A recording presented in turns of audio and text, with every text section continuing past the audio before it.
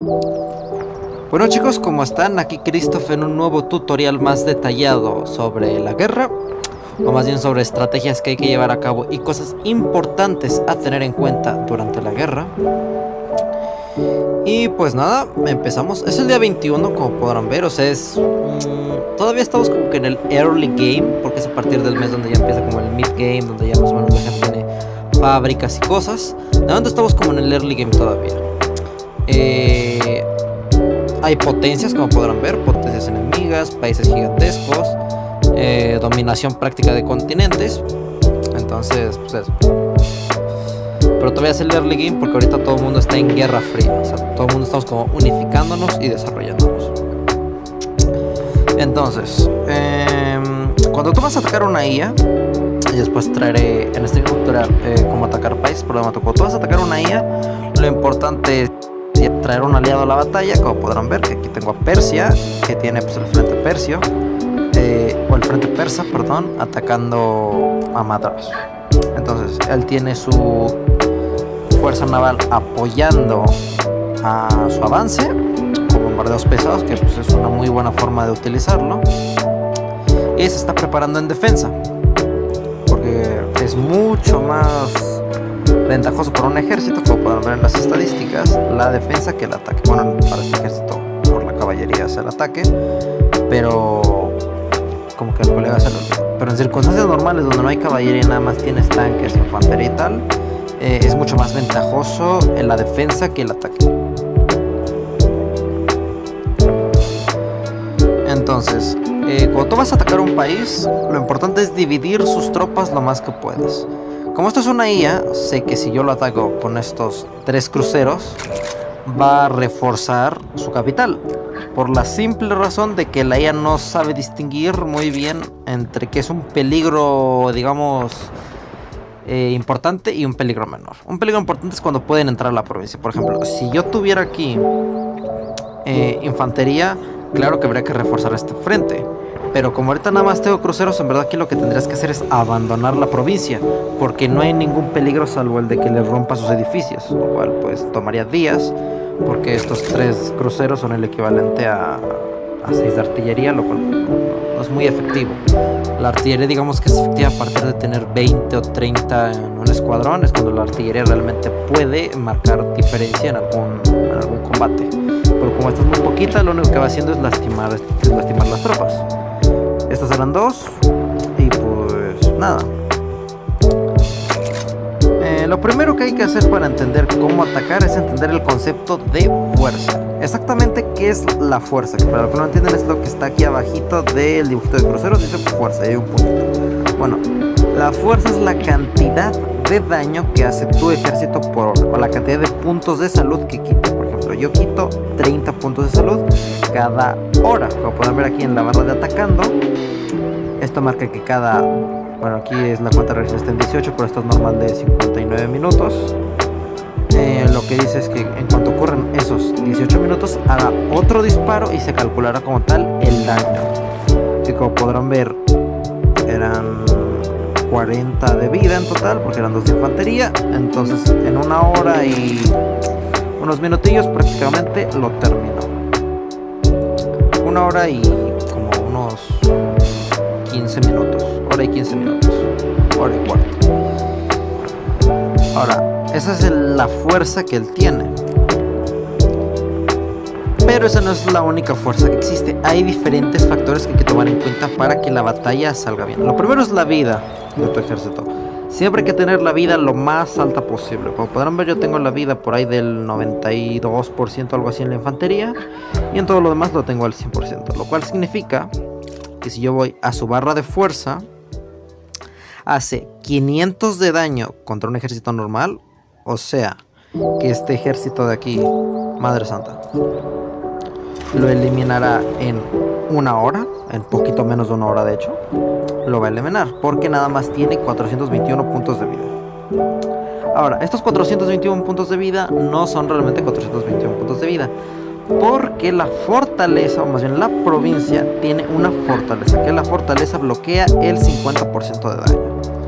O sea que este ejército en verdad no tiene 421 puntos, tiene 842.6 puntos, o sea, tiene el doble de vida. Lo único que se conserva con la fortaleza es la fuerza, la fuerza defensiva del ejército. ¿Cómo podemos saber eso? Picándole aquí, donde dice séptimo ejército de Madras Británica. Como pueden ver, aquí tiene salud y la relación de la fortaleza. O sea, está como igual. Porque es como si tuviera la vida casi llena. Es como si tuviera la vida al 90%. Entonces tiene una defensa, de 77 y tiene un ataque de 56, lo cual significa que al defenderse hace 77 contra normal, hace contra aire 16 por los carros blindados que tiene y la infantería, y tiene un ataque contra barcos, lo cual esto se nota en el desembarco, pero se nota el ataque, no la defensa, en 29, o sea en 30 como quien diría. Y tiene un ataque contra edificio de 3. ¿Qué significa el ataque contra edificio? Significa que ellos, al estarse atacando o defendiendo, también hacen daño a sus propias estructuras. O sea, eso no funciona solo en el ataque, funciona en la defensa. Porque pues están lanzando granadas y tal, entonces los edificios se van rompiendo. Cada edificio tiene un punto de vida, como podrán ver. O sea, no tiene un punto de vida, sino que tiene una cantidad de puntos de vida. Por ejemplo, la fortaleza tiene 20. Creo que el máximo es de 80 puntos de vida cuando la tienes en nivel 5. No tengo ninguna fortaleza en nivel 5 actualmente porque no tengo la necesidad, entonces no lo puedo recordar, pero aquí le pediré al editor que ponga las partes de vida. Que el editor es todo un capo y sé que lo hará. Entonces podemos ver las estadísticas de la fortaleza. Tiene 20 puntos de salud, lo cual significa que si nosotros queremos romper esta fortaleza para que nos vaya mitigando, para que deje más bien de mitigar el daño del enemigo y deje de potenciar la vida enemiga, necesitamos igualar esa cantidad de daños o superarla por mucho para que en el primer ataque caiga la fortaleza y deje de existir. Entonces vamos con nuestro ejército, y yo en lo personal recomiendo que el ejército tenga siempre un ataque contra edificios mínimo de 30 para romper cualquier fortaleza, cualquier cuartel, cualquier taller, cualquier cosa desde la primera hora. Un ataque mínimo de 30. En este caso yo tengo un ataque de 70 contra edificios, lo cual significa que haciendo la suma como más bien haciendo la resta, como en unos 20 minutazos esa fortaleza va a caer. Y como tengo una cantidad de vida, ¿cuánto es? Creo que eran 6 veces mayor, 6-7 veces mayor. Prácticamente no tendré bajas porque tengo 3 veces más ejército. Todo esto hay que hacer las matemáticas antes de entrar a la batalla. Sé que es un poco tedioso, un poco engorroso, pero de esa forma siempre podrás garantizar una victoria. Que lo importante de una guerra no es conquistar el territorio, sino tenerlas. Si tienes muchas bajas, la guerra no te saldrá nada rentable. Cuando una guerra sale rentable es cuando tienes bajas que puedes reponer en un máximo de 2 días. De lo contrario, ya no lo considero rentable, pues ya lo estuvo. Tienes que conservar esos territorios porque pues, obviamente te costaron. Pero ya la guerra no fue rentable, no fue redituable, no ganaste. Nada más digamos que te expandiste, pero ya estuvo. Perdiste ejército y que con ese ejército pues eventualmente vas a tener que defender esos territorios porque te pueden atacar. Entonces pues sí, hay que tener mucho cuidado con eso. Otra cosa que hay que tener en cuenta siempre es el tipo de unidad que tenemos en la batalla. Porque mucha gente dice que lo ideal contra estos ejércitos sería mandar el ejército dividido. La respuesta es depende. Por ejemplo, si yo voy aquí a mi fuerza general, la fuerza real del ejército, por así decirlo, la fuerza total sería de 900, prácticamente 1000. Pero entre más tropas tienes, más ineficaz es el ejército, menos daño hace en general. La única ventaja que tiene es que tiene más vida. Los únicos casos en los que tú podrías permitirte dividir todo tu ejército en grupitos de 50 es o que ya hayas entrado dentro del país y quieras hacer un avance rápido. Por ejemplo, digamos que yo aquí tengo, yo que sé, 50 de caballería y tal, y con los 50 quiero atacar estos ejércitos de aquí porque sé que los voy a derrotar, porque cada caballería equivale a 3,5 de infantería en daño, en vida equivale como a un soldadito y cuarto de infantería. Entonces, pues claro, en daño es muy superior, pero en vida es casi lo mismo. Entonces, eso hay que tener mucho cuidado también. Pero digamos que yo quiero tomar estos territorios rápido, pues en este caso puedo dividir mi caballería o mis tanques y mandarlos a atacar sabiendo que tienen una superioridad numérica, pero ya estando dentro del país, no antes. De esa forma conquistar el país en mucho menos territorio que peinando toda la zona con un ejército enorme. Otra razón en la que tú puedes dividir tu ejército es que quieras acortar una batalla lo más rápido posible, aunque vayas a perder vida, aunque vayas a perder soldados. Cuando tú divides tu ejército es cierto que tienen más eficiencia de daño, pero también es cierto que son más de un ejército atacando a la vez. Entonces, aunque vayan a recibir el mismo daño, porque el daño se hace en área,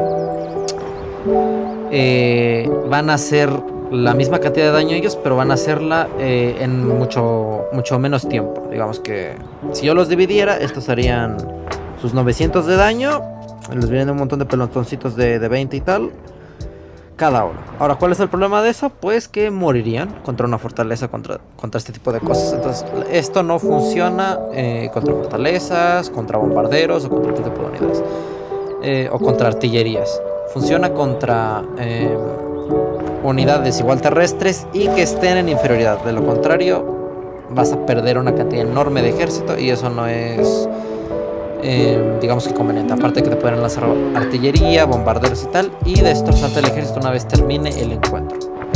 Entonces, lo ideal para garantizar la victoria es, aunque sea más tardado y más lento, mantener todo tu ejército junto para que en caso de que te den un bombardeo pesado, un ataque de artillería, un ataque con barcos o te manden refuerzos, es siempre tenerlo junto, para que de esa forma tengan mucha más vida, tengan, aunque menos daño, más bien menos eficiencia de daño, más probabilidades de sobrevivir a este encuentro y seguir luchando por otro día.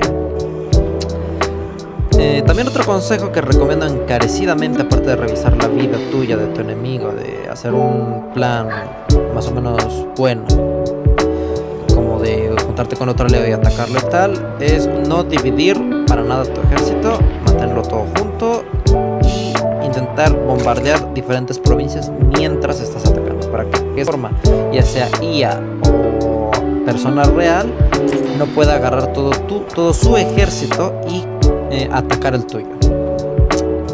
Siempre después de cada guerra lo recomendable es agarrar tu tropa, tu ejército, y mandarlo a la capital o a alguna provincia que tenga más de 100 de moral. ¿Cómo puedo saber que una provincia tiene más de 100 de moral? Que sí, eso es posible. Es simple, le das aquí a donde dice el nombre de la provincia y aquí te dice toda la información de la provincia.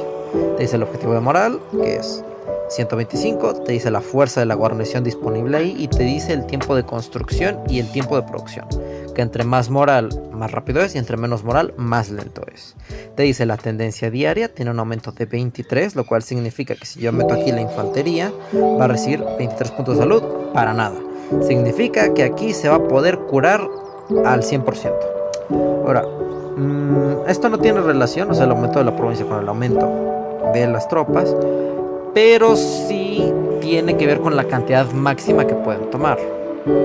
Por ejemplo, si a ti una provincia te la están bombardeando porque tienes fortalezas y tal, este aumento contrarresta el daño que te irán haciendo. O sea que en verdad las tropas no recibirán daño, lo único que recibirá daño serán los edificios. Por lo cual, si tú tienes fortaleza de nivel 5, la estás reparando constantemente y la artillería no es lo suficiente para igualar la vida de la fortaleza cada hora, siempre puedes quedarte ahí días y no te va a pasar absolutamente nada, salvo que vas a tener que ir arreglando la fortaleza. Ni la moral de la provincia, ni la moral de la tropa caerá. Te dice aquí la vida de los edificios que tienes, con lo cual puedes decir, pues mira, tengo aquí 30 puntos de vida en los edificios. O sea que si alguien viene con un ejército de 30 de daño en edificios, me lo destroza todo en una hora. Te dice la producción de recursos que tiene, aquí mismo también te dice bonificaciones si tienes, y te dice lo que consume cada provincia, para que de esa forma pues, te vayas haciendo una idea de lo que consumes tú y puedas hacer tus estrategias para decir, bueno, si yo tengo esto, pues mi enemigo probablemente tendrá esto, y si conquisto tal provincia le haré más daño a esa economía. También te dice la cantidad de tiempo exacto que falta para que salga más infantería, en este caso 6 horas, por así decirlo. Y el espionaje, te dice si tienes espías de defensa, y el punto de reunión. El punto de reunión sirve para que cuando un ejército esté, vaya a una provincia. O sea, en automático tú no tengas que dar la orden, sino que ya esté dada de dirigirse a alguna zona. Esto sirve cuando están las guerras de trincheras, o sea, cuando tú estás atrincherado, tu enemigo también, y tienes que ir haciendo ataques paulatinamente o manteniendo una defensa sólida. De esta forma te puedes despreocupar un poco, porque puedes ir mandando soldados a la fortaleza de forma automática. Esto ya entraremos en juego luego. Es raro que una guerra se estanque en Supremacia 1914, pero es posible, sobre todo en las partidas más grandes, en las partidas de 500. En las partidas de 100 no suele pasar mucho, la verdad. El mapa no es tan grande y tan vasto como para permitir semejantes fronteras protegidas. Pero pues nunca está de más tener ciertos ejércitos agrupados de una vez y tal. De acuerdo, entonces, pasado este punto de formas de atacar un país más pequeño que tú, y de formas de no sé, reclutar ejército y tal, de organizar un ataque, de ver cómo va a resultar antes de que suceda. Ahora sería ver los tipos de ejército que hay. Bueno, la forma es bastante simple. Lo primero, de 1 a 10 soldados, o de 1 a 20, no me acuerdo, no tengo ningún grupito aquí de 20 soldados que ya recuerdo. Dame un momentito.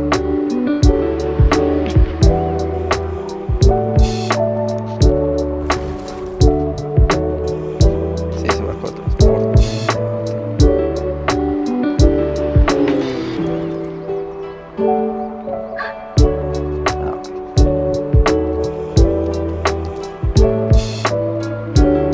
De acuerdo, chicos. Como... A ver, voy a editar esto, voy a cortarlo. De acuerdo, chicos, entonces, ¿cómo diferenciar diferentes tipos de ejército? Bueno, la forma es bastante sencilla. Por ejemplo, de 1 a 30 soldados serán o cuerpos o divisiones. Por ejemplo, yo aquí tengo una brigada de caballería. ¿Qué significa? Que esta es una cantidad de 1 a 10, tengo entendido, de pura caballería, no hay ninguna otra unidad. Igual que aquí, de 1 a 10, infantería brigada. Eso es una brigada. De 1 a 10 tropas. Entonces, una vez pases esa cantidad, por ejemplo, vamos a agarrar, no sé, estos soldados de aquí, para que me pase otro nombre. Bueno, infantería brigada. Me están molestando al tuto. De acuerdo, entonces, de 1 a 20 soldados es una brigada. Y cuando a esta brigada le añades otro tipo de unidad, por ejemplo caballería, se vuelve cuerpos de caballería. Esto ahorita no lo puedo mostrar porque creo que no tengo ningún cuerpo de caballería como tal hecho. Tengo esta división de tanques, que la división es cuando ya superas los 20. Cuando ya superas los 20 se vuelve una división. En este caso, como tengo 10 de caballería por cada tanque, se vuelve una tanque división, porque son un ejército de, digamos que de tanque siendo escoltado por caballería. Es una lógica muy extraña, pero así va en el Supremacy. Si tienes 20 de algún tipo de infantería y tal, y 2 de una unidad más poderosa, se volverá una división de dicha unidad. En caso de ser caballería se nombrará cuerpos de caballería, y en caso de ser tanque se nombrará división. No olviden eso. En caso de ser menos de 30 serán divisiones, y en caso de ser más de 30 unidades en total pasarán a ser cuerpos. Después de los cuerpos, que eso se consigue al sobrepasar los 30 con 50, cuando tienes ya 50 en algún sitio, se nombrará un ejército, porque el juego considera que 50 de algo ya es un ejército. Les voy a mostrar, dividir. Si yo agarro aquí 50 tropas y las muevo aquí, me va a decir que esto es un ejército. ¿Ven? Cuarto ejército birmano, o burmano, algo así es. Luego, ¿cuál era el gentilicio de este país? Y una vez tú agarras más de 80 unidades, ya se vuelve un grupo de ejércitos. ¿Por qué es importante saber eso? Bueno, es bastante simple. En el periódico, si tú vas al periódico, siempre te va a decir qué es lo que ocurre con las bajas. Te va a decir, 10ª Brigada de Infantería ha sido destruida. O sea, estos eran alrededor de 20 soldados. Brigada. División de Infantería quiere decir que ya eran más de 20. Y ejército, como podrán ver, el ejército, 14ª Brigada de Infantería. Y como podrán ver, aquí te dice, por ejemplo, el 3º cuerpo de tanque persa ha conquistado tal. O sea, esto ya es un cuerpo de tanques. Estos son 30 de algo con tanques. Entonces ya se nombra un cuerpo de tanque. Y así puedes ir viendo, ¿no? Por ejemplo, el ejército 9º Brigada, brigada, ha sido destruido. O sea que esto era una brigada.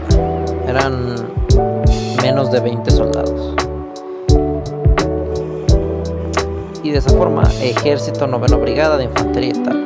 O te diga ejército o simplemente ejército, va a significar que es un grupo de 50 tropas en total. Por ejemplo, esto es un cuerpo de infantería, lo cual significa que eran 30 de infantería. Brigada 10. Ejército. El ejército 35. Ejército, esto ya eran 50 tropas alrededor de 50 tropas. Y de momento no aparece nada que haya utilizado un grupo de ejércitos. División. Un escuadrón bombardero. Esto ya son unidades aéreas y se nombran escuadrones. Significa que son como 5 o así. Brigada de Infantería y ejército 28 división. Cuando aquí empieza a decir el ejército, grupo de ejércitos, se ve que ya está atacando con alrededor de 100 unidades. Pueden ser poquitas más, poquitas menos, pero aquí es cuando te va diciendo más o menos la forma de atacar del enemigo. Que este ataca con cuerpos de infantería, por ejemplo. Aquí me dice que estos dos países están enfrentándose a cuerpos y brigadas. Brigada de artillería, brigada de tal, infantería, lo que sea. Esto es importante para más o menos conocer los números y la forma en la que suele atacar y cómo compone sus ejércitos basándote en el periódico. Dices, pues tiene tantas brigadas, tiene tantos ejércitos, tiene tanta cosa, y más o menos te vas haciendo una idea. Y después de esta idea lo contrastas también en el periódico con naciones, y aquí te dice quién tiene los ejércitos más fuertes. Por ejemplo, el ejército más fuerte es el de Persia. Esto, lo que significa el 8.9, no quiere decir que tenga el 8.9% del ejército. Significa que el 8.9% del daño global es de él. Eso incluye tanques, barcos, aviones, todo. El 8.9% del daño que es capaz de hacerse en el mundo lo tiene Persia. El siguiente es Camerún, el tercero es México, el cuarto soy yo, con el 5% del daño total que poseo.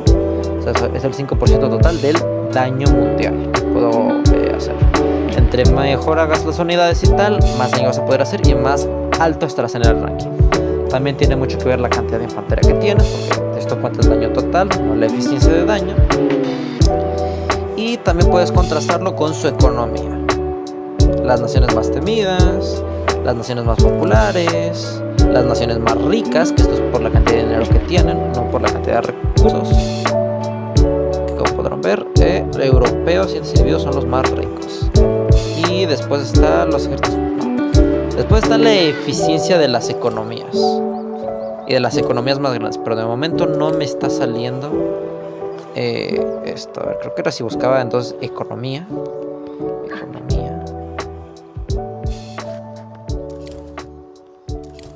Las mayores economías. Como podrán ver, la República de Piratini es el que más recursos produce. Es el país más grande. Después sale las economías más eficientes, que es el que produce más en el menor territorio. En este caso es el Shandong alemán. con toda esta información que te va dando el periódico es extremadamente importante, te va, pues eso, permitiendo ver más o menos con qué cuentan, con qué cosa pues, pueden producir y tal. La República de Piratenía es el último, pero eso es normal. O sea, la economía más grande nunca suele ser la economía más eficiente de la partida, porque es una economía tan grande que no puedes potenciarla. Es muy complicado. También tener una moral muy grande es complicado. Que tenga una moral al 100%, los países más pequeños siempre tendrán más industrializados, siempre tendrán más trenes y más cosas. Eso sí, una economía que esté primero en eficiencia es capaz de hacerle frente a una economía más grande.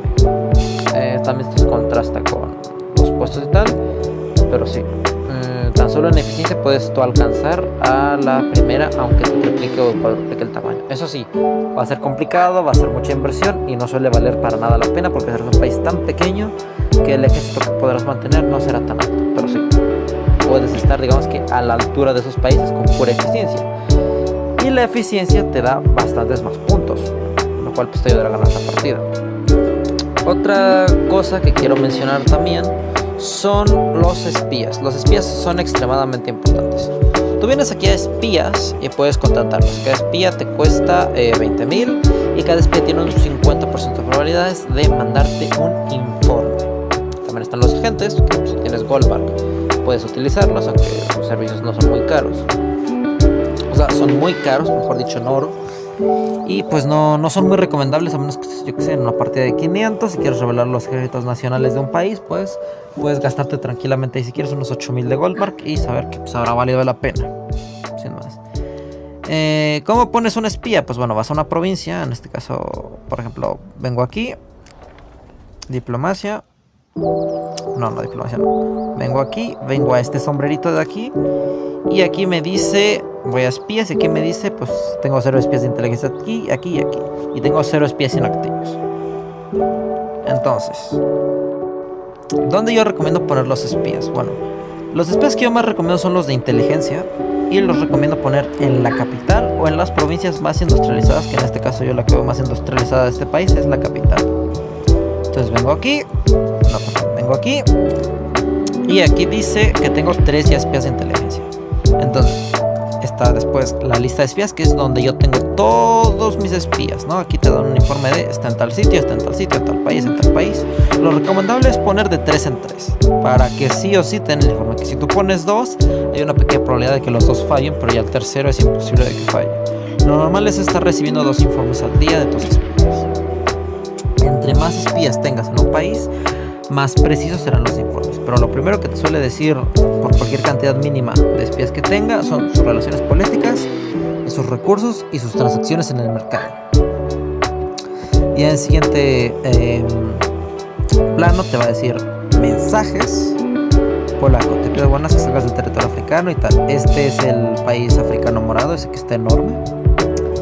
Y aquí te dice pues, sus mensajes, ¿no? En este caso yo le descubrí todo esto porque metí 18 espías en su país. De tal forma que el informe que me mandó fue muy completo. Puedo saber que aquí tiene en esta tal Namediana, o como se diga, un ferrocarril, fábrica de nivel 2, cuartel, tal y tal y tal. Por eso es recomendable ponerlo en las provincias que tengas o que tenga él con más edificios. Aquí sé que está produciendo un acorazado, aquí sé que está produciendo tal y cual, artillería, tanques, todo esto. Después están los siguientes espías, que son los espías de sabotaje económico. No los recomiendo mucho porque estos lo único que hacen es destruir cierta cantidad de recursos de una provincia y pues, la verdad no es muy útil. Y después están los de sabotaje militar, los cuales pueden serte útiles en ciertos casos. Por ejemplo, si tú estás en guerra fría con otra potencia, antes de entrar en la guerra puedes meterle muchísimos de estos espías, pero una barbaridad. O sea, aquí no solo 3, sino aquí meterle como 10 espías en cada provincia. Y puedes romperle fábricas, romperle la producción, destruirle tropas, ese tipo de cosas. Esto meramente lo que hace es destruir el ejército. Aunque estos espías son los más caros. Estos cuestan 4,000. Tengo entendido que estos también, de hecho, cuestan 4,000. Y los espías de inteligencia son los más baratos. Solo cuestan 2,000. De momento, pues no hay mucho más que decir. Yo recomiendo siempre ponerlos en la capital porque suele ser la provincia más importante y de donde salen los mensajes y las órdenes. Y siempre recomiendo tener 3 espías en tu provincia capital, para que de esa forma, cuando lleguen, aquí te salga que tienes en defensa 3 espías. Y si alguien te quiere mandar un espía a tu capital, lo vas a atrapar enseguida. De momento eso es todo lo que voy a tocar ahorita en esta parte del tutorial. Yo creo que los traeré cuando empiece una guerra entre potencias, de estrategias, de cosas que hay que hacer, y pues ese tipo de cosas que se tienen que hacer en la guerra para garantizar la victoria. Nos vemos.